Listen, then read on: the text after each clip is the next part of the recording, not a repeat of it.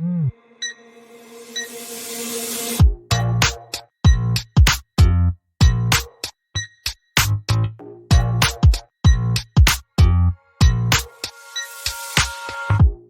et bienvenue dans le podcast Réveille ton bise. Je suis Justine, mentor podcast et business. J'aide les entrepreneurs à développer leur entreprise, trouver plus de clients sans s'épuiser à la tâche ni subir leur quotidien et à utiliser le podcast comme un levier d'opportunité business. Aujourd'hui, je vous dévoile un déclic, le mien ou celui d'un ou d'une invitée. Le déclic, c'est un moment où l'ampoule dans notre tête s'est allumée et nous a sortis de l'impasse dans laquelle nous étions. Partager le déclic des uns fera sans doute décliquer les autres. C'est parti pour votre dose de déclic du jour. Bonne écoute.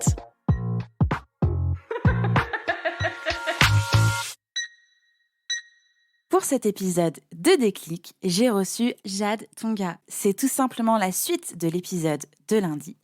Et je lui ai demandé de nous partager le déclic qu'elle a eu dans sa vie, qui a changé quelque chose et surtout qui lui a permis d'être la personne qu'elle est aujourd'hui. Je vous laisse découvrir son déclic. Bonne écoute! Je venais de me lancer, donc je me suis lancée en 2018, je pense que c'était en 2019. J'allais, avant le Covid, à tous les événements où je pouvais aller.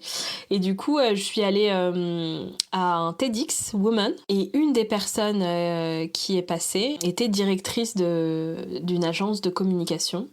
Et à la fin, il y avait une session de questions-réponses. Je me lève et je pose la question et je lui dis oui, dans le milieu de la com, il y a tellement de monde, comment on fait pour sortir du lot, quoi, parce que c'est au début de mon aventure et je me disais, mais il y a tellement entre les agences, tous les entrepreneurs qui sont dans le marketing, la com et tout, j'avais du mal à comprendre comment j'allais réussir à avoir ma propre clientèle. Et elle m'a répondu quelque chose qui m'a marqué et qui me drive aujourd'hui. Elle m'a dit « Sois toi parce que personne ne pourra l'être et ne pourra te piquer cette place-là. » Et là, au départ, je me suis dit « Ouais, en mode bullshit. Un peu bullshit, quoi. » J'étais un peu déçue. Ok, la magie n'a pas et pris, puis, ok. Non. Et puis au final, c'est resté dans ma tête.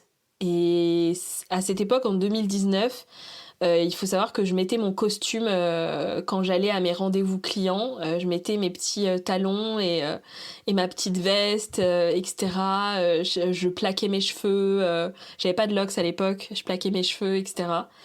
Et du coup, je me suis dit, mais oui, en fait, je suis pas moi-même. Et en fait, j'ai remis mes baskets, parce que moi je suis tout le temps en basket, j'ai remis mes baskets, etc. Et là, j'ai attiré beaucoup plus de clients. J'ai transformé beaucoup plus facilement. C'était vraiment un game changer de fou. Et du coup, voilà. Je reste moi-même à 100% et j'invite, à chaque fois que je discute avec des entrepreneurs, je les invite à rester eux-mêmes et qu'ils attireront du coup les bons clients.